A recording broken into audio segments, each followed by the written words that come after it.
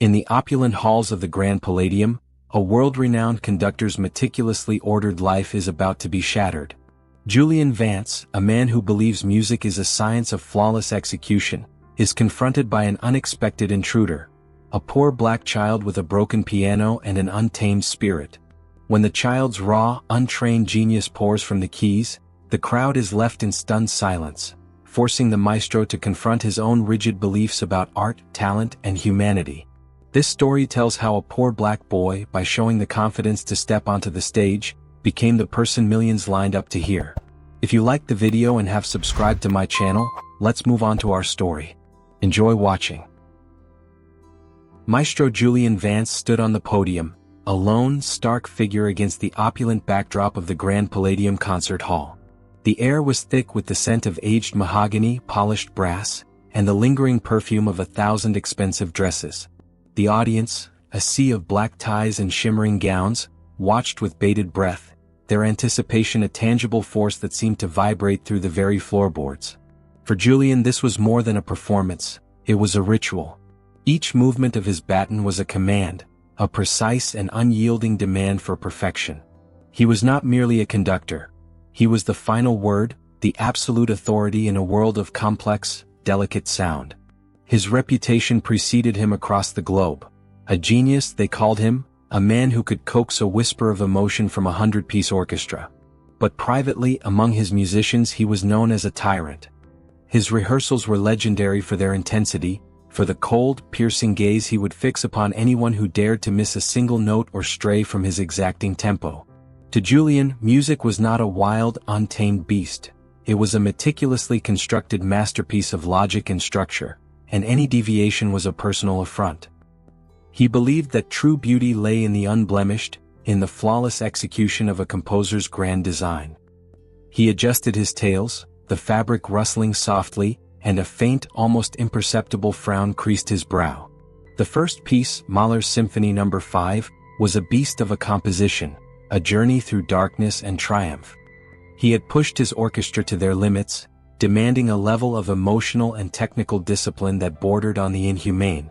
Just yesterday, he had halted a full rehearsal to admonish a first violinist for a single, barely noticeable hesitation. Hesitation, he had thundered, his voice echoing through the empty hall, is the sound of doubt. We do not doubt here. We are not artists, we are artisans. We build what the composer has willed, brick by brick, note by note. He saw the orchestra not as a collection of individuals but as a single magnificent instrument, and he, Julian Vance, was its master. The applause that evening would be for his craft, his unassailable command. The thought brought a grim, private satisfaction. Miles away, in a part of the city that the Grand Palladium's patrons pretended didn't exist, a different kind of music was being born. It was not the symphony of 100 instruments, but the solitary, whispered melody of a boy's soul. Leo was 10 years old, a child with eyes that held a depth far beyond his years and hands that, though small, felt impossibly large on a piano keyboard. He lived in a cramped two-room apartment with his grandmother, a woman whose love for him was as boundless as their shared poverty. Their most prized possession was not a car or a television, but a battered, upright piano that had been left in the alley behind their building. Its keys were yellowed and some stuck, the pedals clanged, and the strings often buzzed with a tinny protest. But for Leo, it was the entire universe. He had taught himself to play. He couldn't read a single note of sheet music. The scribbled lines and circles looked like a foreign language. Instead, he played by instinct, by a visceral understanding of rhythm and harmony that seemed to flow directly from his heart to his fingertips. He would spend hours at the piano, his small body hunched over the keys, his brow furrowed in concentration.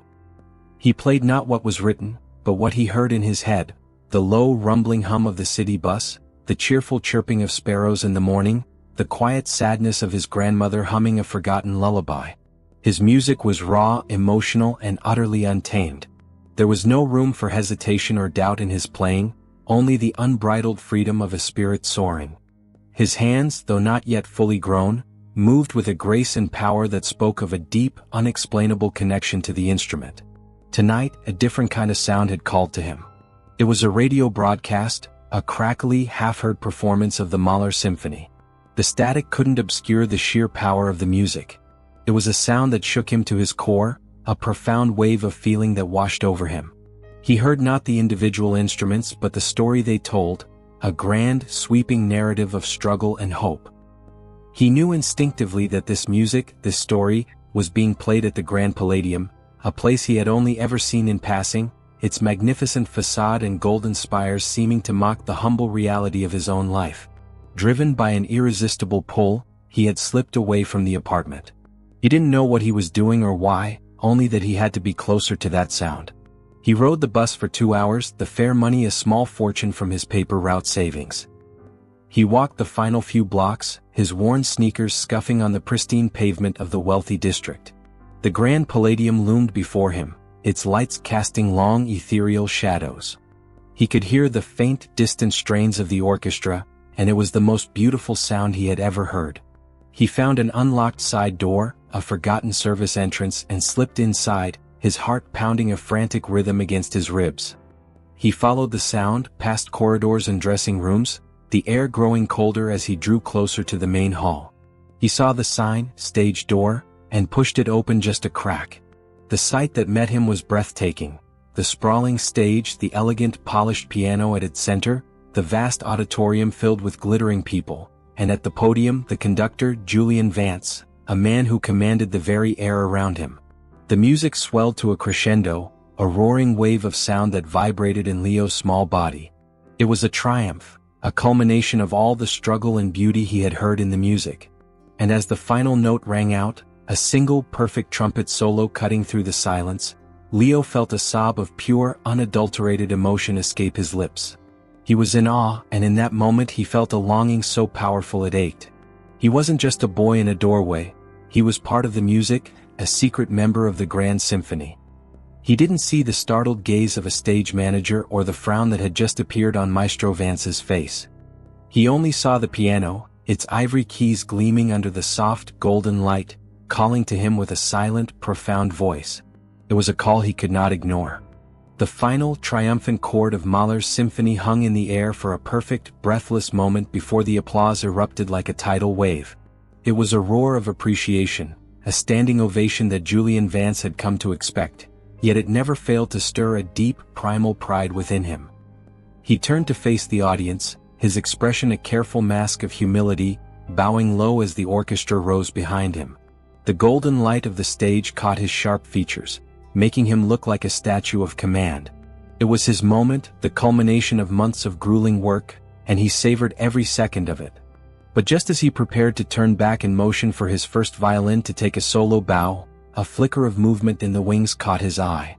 A stage manager, a nervous, sweating man named Marcus, was gesturing frantically, his eyes wide with alarm. Julian's gaze followed Marcus's to a dark alcove near the stage door. A small figure, barely visible in the shadows, was moving forward. It was a child, a boy with tattered clothes and a look of dazed wonder on his face. Julian's heart, still thrumming with the adrenaline of the performance, went cold with a furious indignation. An intruder. On his stage. At the height of his triumph. The audacity was almost comical. He saw the security guard moving in, a slow, lumbering approach, and Julian knew he couldn't wait for them. This was his territory, his sacred space. He strode down from the podium, a furious storm in a tuxedo, the murmur of the audience still in his ears but now a distant, unimportant noise. He reached the boy just as Marcus did, his voice a low, dangerous growl. "What do you think you are doing here? This is a private event. Get out." Leo didn't flinch. His gaze was not on the stern face of the maestro, or the frantic man trying to grab his arm, or the looming security guard. His eyes, dark and luminous, were fixed on the piano.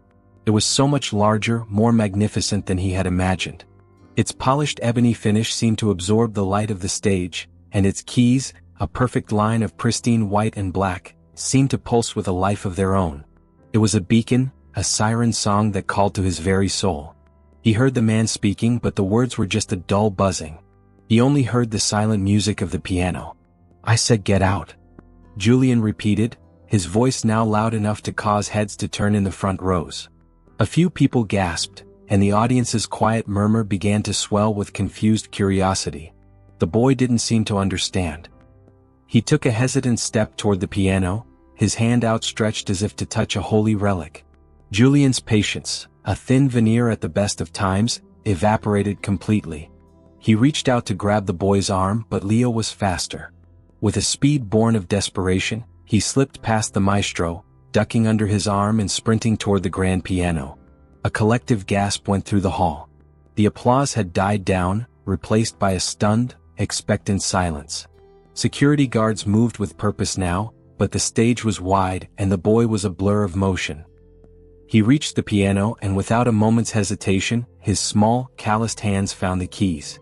Julian Vance was about to shout, to demand an immediate stop to this sacrilege. But the sound that erupted from the piano was not what he expected. It was not a clumsy, chaotic clash of notes. It was a single, clear, resonant chord that seemed to hush the entire world. Leo's fingers, guided by pure instinct, moved across the keys with an impossible grace. He was not playing a song or a melody he had heard. He was playing a story. It began with the slow, mournful notes of a blues lament, the kind of music his grandmother would hum on a rainy day. It was full of sorrow and longing, a quiet ache that resonated in the cavernous hall. Then, as his hands found a new rhythm, the notes shifted. They became the sound of a city waking up, the syncopated, joyful rhythm of a jazz improvisation. The music was a tapestry of life as he knew it. The cheerful melody of the sparrows, the deep thrum of the city, the whispered lullabies, the joyous laughter of children playing in the street. The audience was transfixed. They had come for the cold perfection of Mahler, for the unassailable genius of Julian Vance. But this was something entirely different. This was raw, untutored emotion, music born not of intellect but of a pure, untamed heart. It was a sound that spoke to something ancient and forgotten within them, a simple, profound truth they had long since abandoned. Julian Vance, standing just feet away, was frozen. His mind, trained for a lifetime in the rigid structures of classical composition, could not comprehend what he was hearing. The boy was not following a melody. He was inventing it as he went, each note a new sentence, each chord a new paragraph in a story of his life. It was a beautiful, chaotic, perfect mess of a performance. The precision he had dedicated his life to was absent, yet the power was undeniable. It was the sound of doubtlessness, the sound of a soul set free. And as the boy's hands moved in a blur of motion, culminating in a final, powerful chord that echoed the triumphant end of the symphony he had just heard, Julian Vance could only stare, his furious indignation replaced by a cold, unsettling dawning of realization. He was not just watching a boy play the piano. He was witnessing a prodigy. And he had come within an inch of throwing him out into the cold. The final note of Leo's impromptu performance faded into a profound, echoing silence. It was a silence unlike any other, not the hushed reverence after a masterpiece, but a pregnant pause born of sheer astonishment. For a few heartbeats, no one moved. The sea of elegant patrons remained frozen in their seats, their glittering conversation pieces forgotten in their laps. The orchestra, 100 seasoned professionals, stood like statues, their bows and instruments suspended mid-air. Even the security guards who had been sprinting to the stage, stopped dead in their tracks, their initial purpose forgotten in the face of an impossible talent. And in the center of it all, two figures remained locked in place. A 10-year-old boy, his small hands resting gently on the piano keys, and a world-renowned conductor, his face a mask of shock and disbelief. Julian Vance's mind was a maelstrom of conflicting thoughts. The maestro who lived and breathed for control, was witnessing a spectacle of perfect, beautiful chaos. His first instinctual reaction had been rage. This boy was a trespasser, a smudge of poverty and disorder on the flawless canvas of his Grand Palladium. He had been a symbol of everything Julian sought to expunge from his life and art, the unpolished, the undisciplined, the raw. But then the boy played. The music had bypassed his intellect and gone straight to his soul, a place Julian had long since sealed off with a fortress of rigid standards and professional propriety. The notes were not technically perfect. Some were flat, others sharp, the ancient piano's clanging protest clear in the stillness. Yet the story they told was one of undeniable genius. This was not a trained talent. This was something innate, something so pure it was almost frightening. He had spent his entire life studying the masters, deconstructing their works to understand their logic. But this boy was a master of his own. He was creating, not interpreting. He was not an artisan building with bricks. He was a god creating from clay. A low murmur began to spread through the audience, a gentle, rising tide of chatter. Julian saw a man in the front row, a prominent critic he despised, stand up, his face a mix of awe and journalistic hunger. Julian knew what was coming. The media would devour this story. It would be a headline, a scandal, a public humiliation for him. The arrogant conductor bested by a street urchin.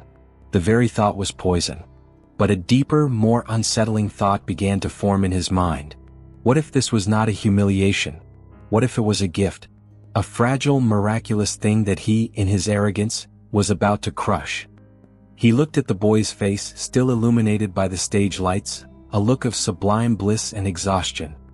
He saw not a trespasser but a kindred spirit, a mirror image of the artist he had once been, before the fame and the power had calcified his soul. He had to act, and he had to act now. The stage manager, Marcus, approached cautiously, his brow furrowed with concern. "Maestro, I'll have security escort him out now," he whispered, his voice laced with apology. "I'm so sorry, sir." Julian's gaze snapped away from Leo to fix on Marcus. The look he gave him was not the cold fury he was known for, but something new and utterly unreadable.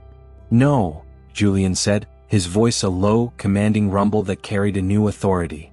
"You will not." Marcus's eyes widened in surprise. The security guards, hearing the maestro's command, stopped where they were, looking at each other in confusion.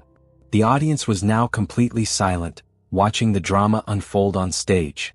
Julian took a slow, deliberate step toward the boy, his back to the audience, shielding Leo from the sea of curious eyes. He reached the piano and gently placed his hand on the boy's shoulder. Leo flinched slightly, then looked up at him. For the first time, Julian saw the boy's face up close.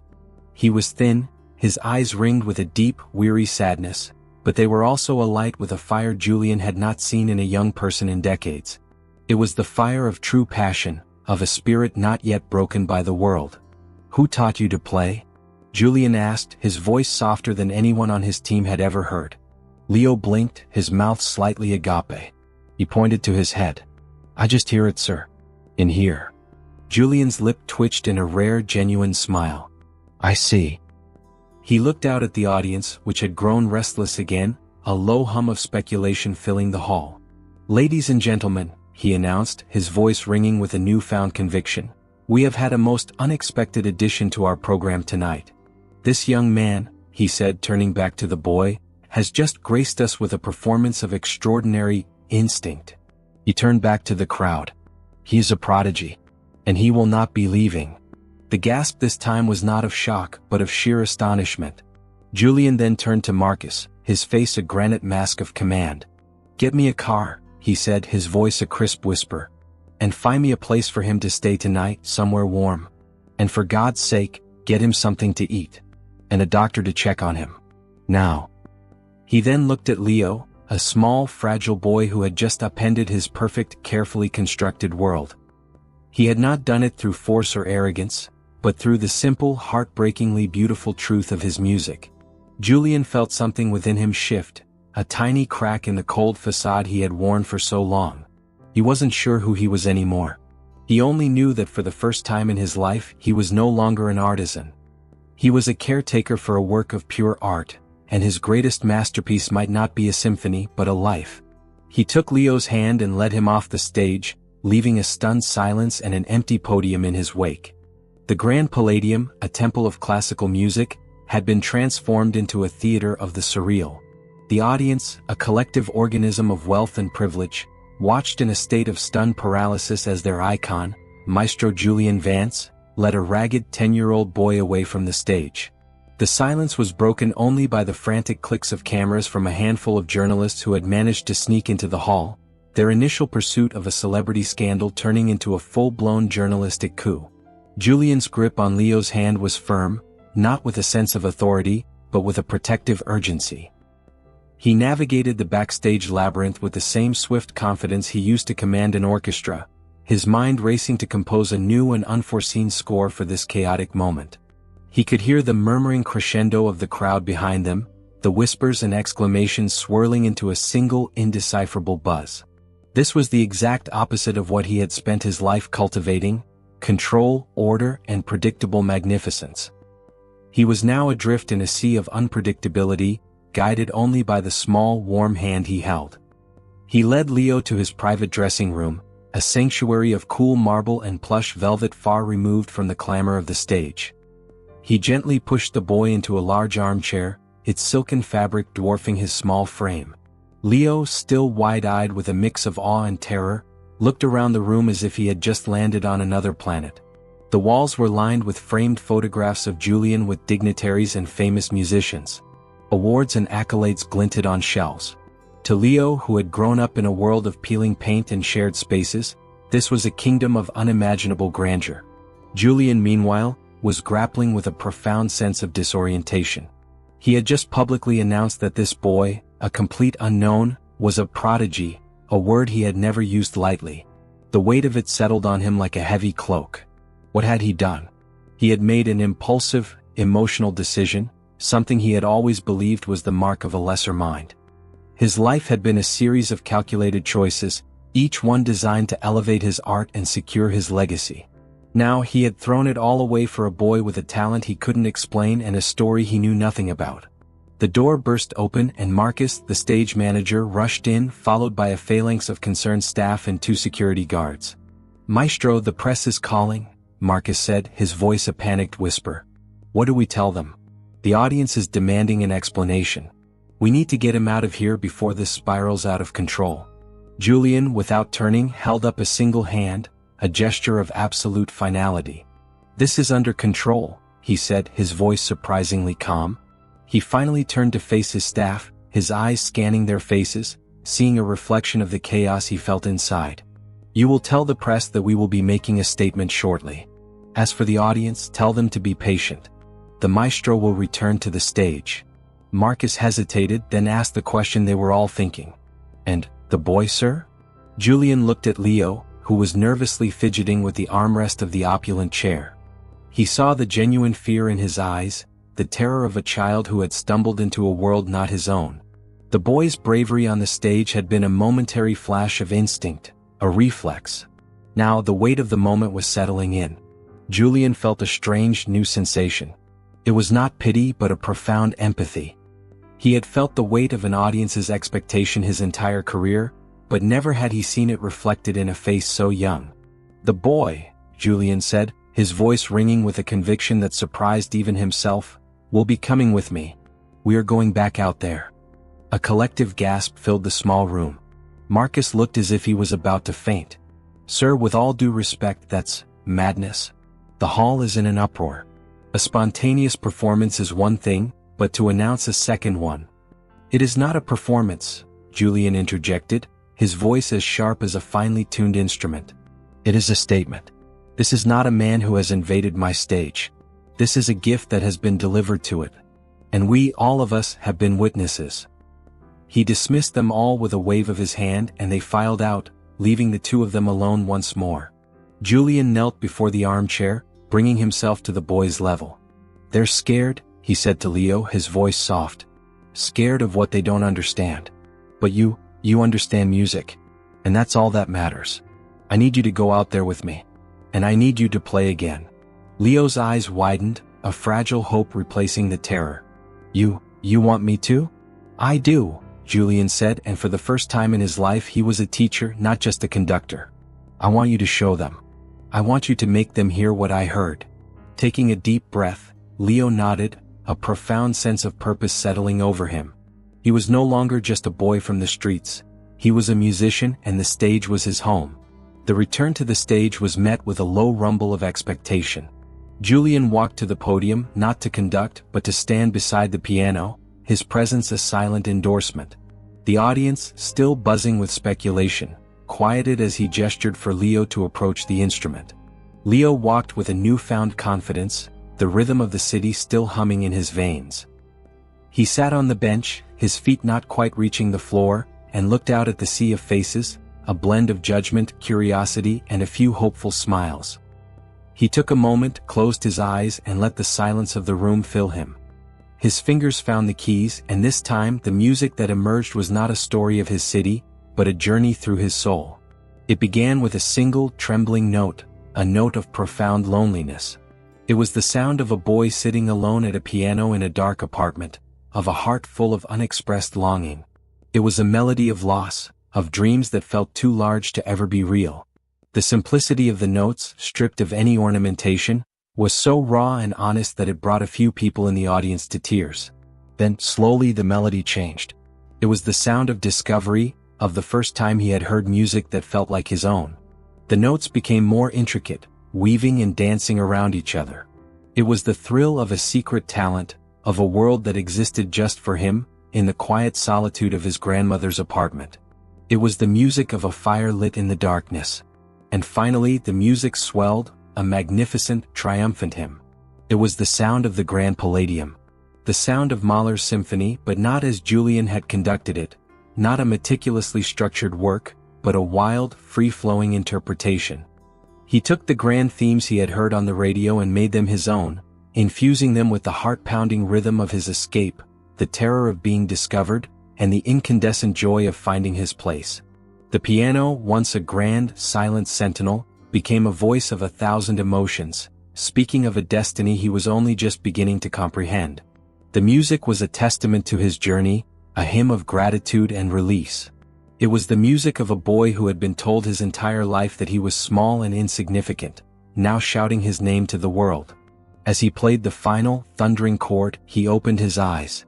The Grand Palladium was not a sea of judging faces anymore. It was a single unified entity, its collective breath held in awe. Julian Vance, standing beside him, felt a tremor run through his body. He was not just a conductor anymore. He was a witness to something holy. His world of perfect, calculated art had been shattered by the purest, most beautiful chaos he had ever known. And he knew, with a certainty that was as frightening as it was exhilarating, that his life was irrevocably changed. The Grand Palladium erupted, not in the polite, rhythmic applause of a finished concert, but in an explosive, spontaneous roar. It was a sound Julian Vance had never heard before, a deafening wave of emotion that was equal parts awe, elation, and something akin to a communal awakening. The audience, so recently a quiet sea of wealth and judgment, was on its feet, 1,000 people screaming their approval, their hands raised in a chaotic, heartfelt tribute to the small boy who stood beside a piano far larger than himself. He had come to their hall and, with no more than a battered soul and 10 untrained fingers, had dismantled their expectations and remade their world. Julian stood on the stage, his hand still on Leo's shoulder, and for the first time in his life, he was not the center of attention. Every eye in the hall was on the boy. Julian watched as Leo, overwhelmed and dazed, looked out at the crowd. He wasn't scared anymore, he was just present. The applause and cheers were a physical thing, a warm, vibrating blanket that wrapped around him. He felt as though he had stepped out of the shadows and into the sun for the very first time. Julian, his own heart still thrumming with the shock of what he had just witnessed, slowly raised his hand. The roar of the crowd, as if commanded by his old magic, began to quiet. When he had their full attention, he spoke into the microphone, his voice cutting through the fading din. "Thank you," he said, his voice raw with a newfound sincerity. "What you have just heard is a testament to the fact that music does not belong to a stage or a hall. It belongs to the heart. This young man's heart." He turned and looked down at Leo, who was now gazing up at him with the trusting eyes of a child who had found a protector. The maestro felt a strange, new weight settle on his shoulders. It was not the burden of perfection but the responsibility of a promise. He had called this boy a prodigy, a word that now felt less like an accolade and more like a sacred oath. With the crowd still buzzing, Julian took Leo by the hand and led him off the stage, past the orchestra members who now looked at the boy with a mix of reverence and disbelief. Marcus, the stage manager, met them in the wings, his face a mask of frantic jubilation. "Maestro, the phones are ringing off the hook. Every major news outlet is here. What should I tell them?" Julian stopped, his gaze sharp and decisive. He looked down at Leo, then back at Marcus. "Tell them I will be making a statement. And then, I need you to handle the rest of the evening. Cancel my dinner engagement. I will be taking this young man home." "Home, sir?" Marcus asked, his brow furrowed in confusion. "Yes, Marcus. Home. He is my responsibility now." Navigating the backstage area was a chaotic blur of flashing lights and shouts from reporters who had managed to breach the perimeter. Julian, a man who loathed the press, moved with a newfound purpose, shielding Leo from the onslaught. He was no longer the arrogant, untouchable maestro. He was a guardian, a force field for the innocent boy beside him. He hustled Leo into his waiting car, a sleek black sedan, and barked a single command to his driver: "My apartment." Immediately, the ride across town was a silent journey through two different worlds. Leo, for the first time in his life, was not on a public bus. He was in the back of a luxury car, the city lights blurring into a streak of color outside the tinted windows. He was acutely aware of the clean scent of the leather seats and the quiet hum of the engine. He looked at Julian, who sat beside him, his gaze fixed on the passing buildings, a deep crease of thought etched on his brow. The man who had been a god on a stage was now just a man, his face softened by the glow of a street lamp. Julian, meanwhile, was lost in thought. He was the most structured, meticulous man alive, a man who planned his day down to the minute. Now his carefully constructed life was in utter disarray. He had a child in his back seat, a child he knew nothing about, whose music he couldn't comprehend on a technical level. He knew the boy was a genius, but what did that even mean? How did you teach a mind that operated on a plane so different from your own? How did you train a talent that didn't come from books or practice, but from a divine, inborn instinct? The car pulled up to a grand, pre-war building, its ornate facade lit with a soft, amber light. Julian led Leo through a cavernous lobby and into a private elevator that whisked them up to his penthouse apartment. When the doors opened, Leo's eyes widened to saucers. Julian's apartment was less a home and more a museum. Priceless antiques, rare art, and, in the center of the living room, a grand piano that looked 1,000 times more perfect and pristine than the one on the stage. Julian gestured toward the piano. "You can play it later. Right now, you must be exhausted." He led Leo to a guest room that was larger than his entire apartment back home. It was simple, elegant, and filled with a quiet dignity. Julian's housekeeper, a kind woman named Clara, had been called ahead and had laid out a set of new pajamas and a change of clothes. "Clara will get you something to eat," Julian said, his voice almost a whisper. "Take a hot bath. You can rest now." Leo, still in a daze, nodded. He looked at the maestro, his eyes full of a silent question. "Why?" he wanted to ask. "Why are you doing this for me?" But he didn't. He knew the answer was in the music. It was a language they both spoke, a language that had transcended class, race, and the rules of a world that had tried to keep them apart. After a silent, simple meal, Leo found himself in the luxurious guest bed, its sheets softer than any he had ever felt. He lay awake for hours, the image of Julian Vance's stern face and the memory of the thundering applause, a symphony of new sounds in his head. He was no longer a boy in a dark alley, playing on a broken piano. He was a boy in a palace, with a world of music at his fingertips. Julian, meanwhile, sat in his study, the city lights a glittering tapestry outside his window. He held a sheet of blank staff paper in his hands. He had to teach the boy.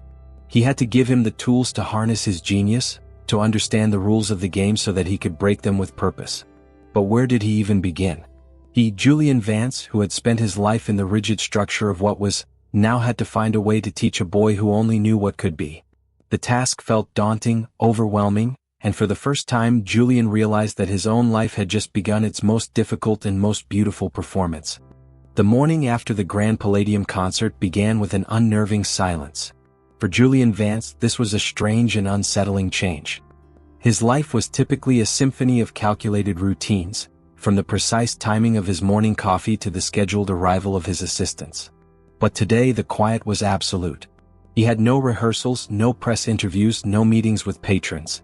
His schedule, once an unassailable fortress of control, was a blank slate.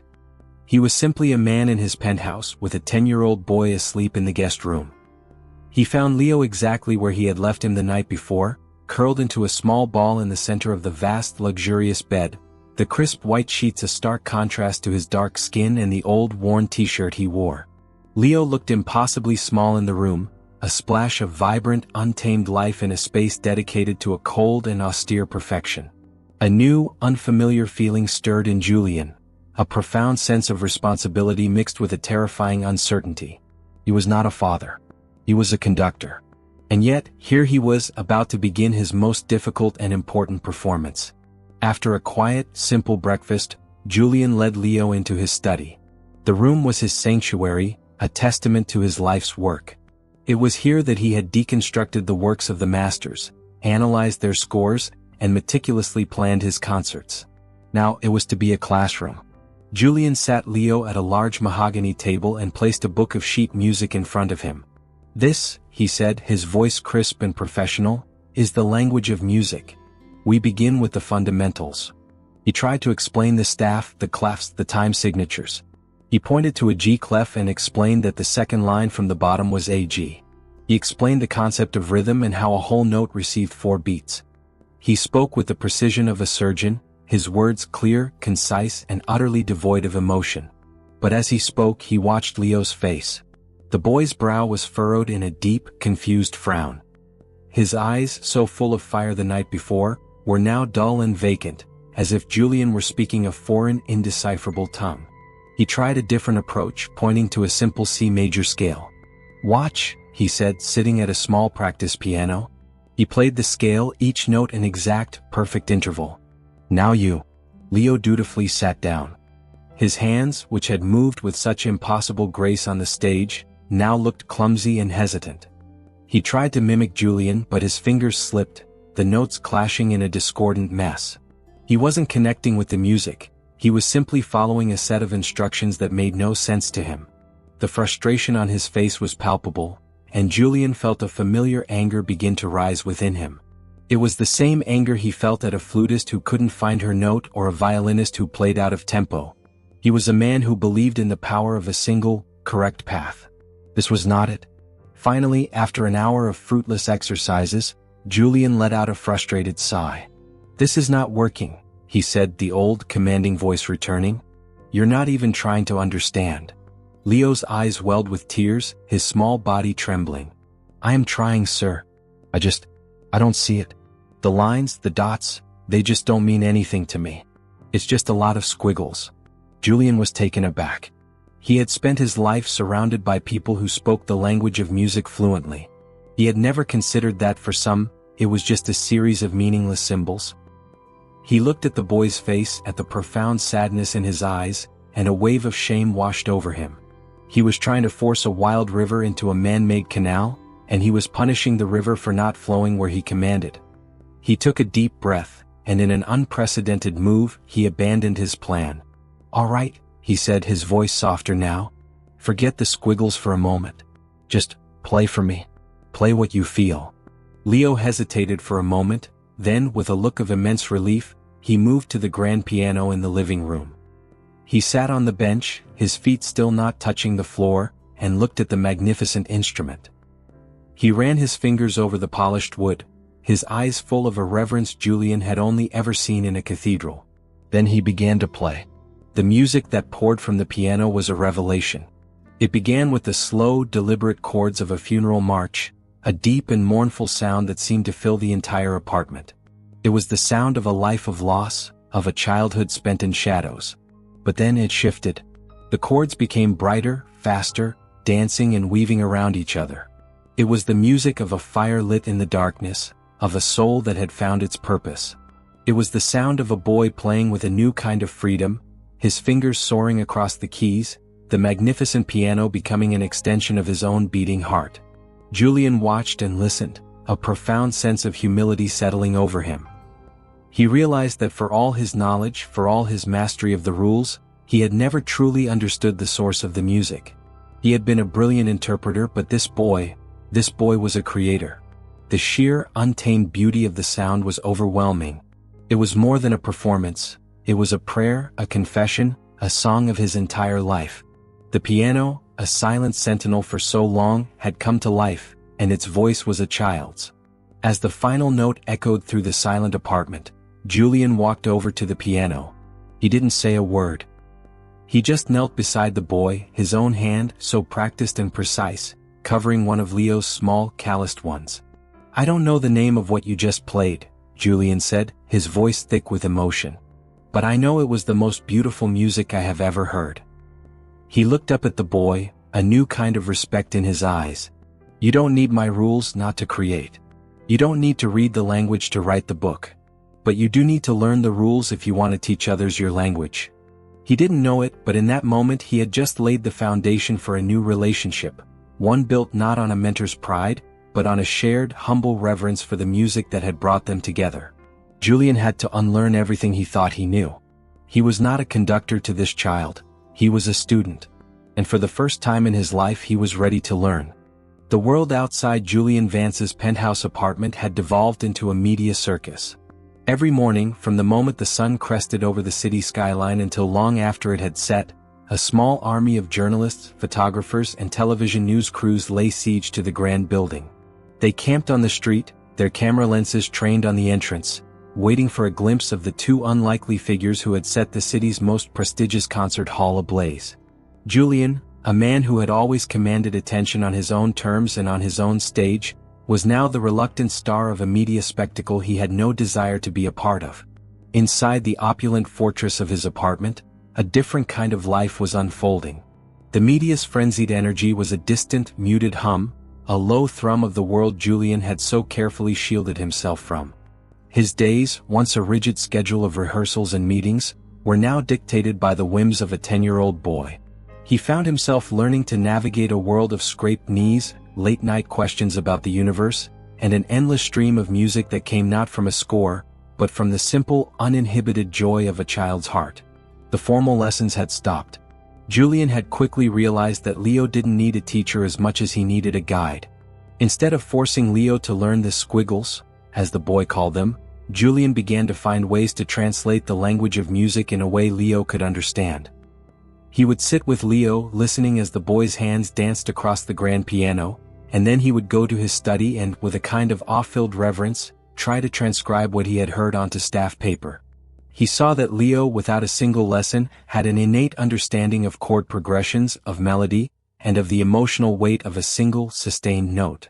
He was a natural composer, a human instrument of sound and feeling.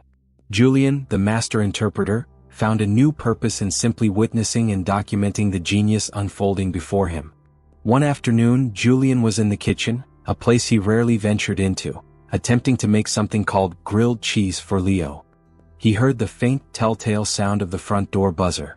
Clara, his housekeeper, looked at him with an expression of weary exasperation.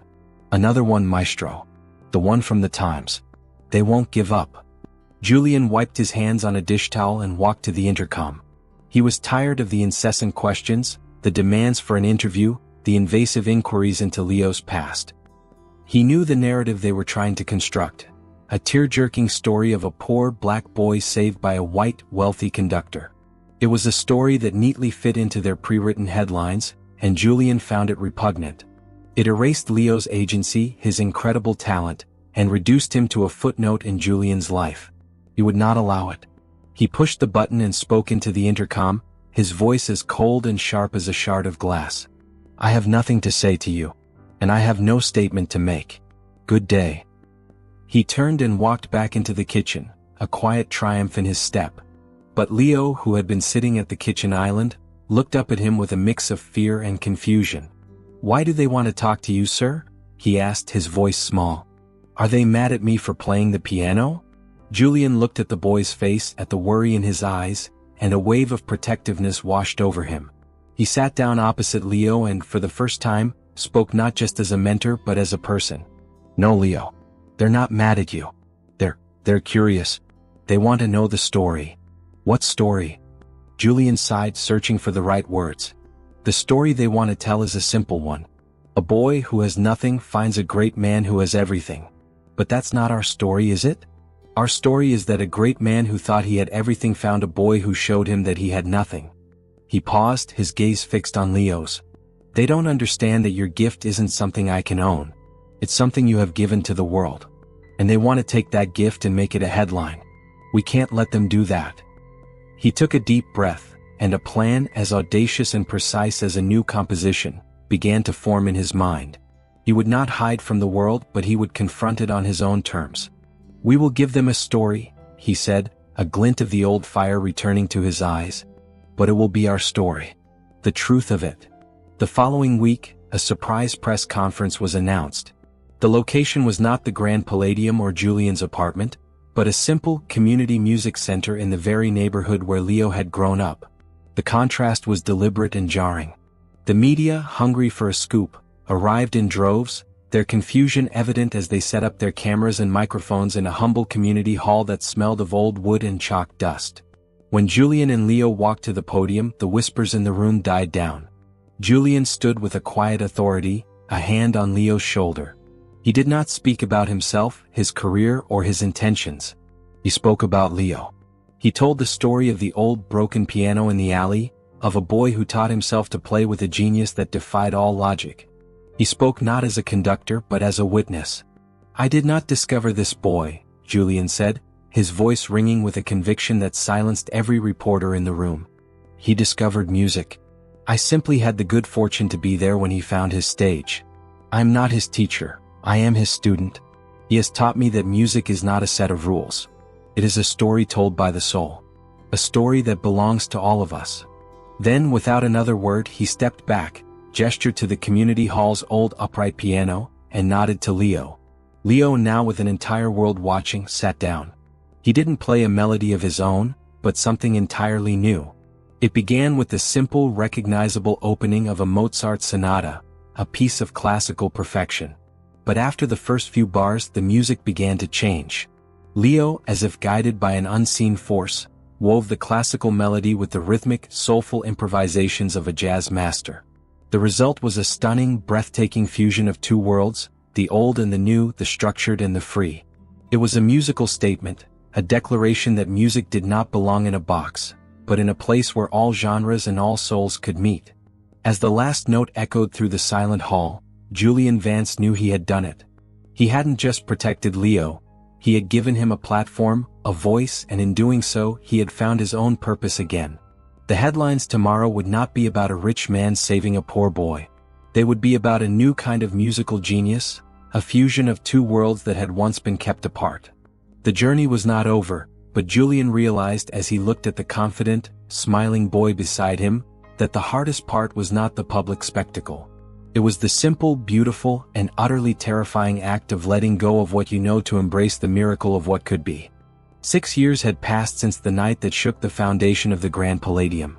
The frantic media frenzy had long since settled into a quiet, respectful curiosity, replaced by a deep and abiding fascination with the man who had been a tyrant and the boy who was now a phenomenon.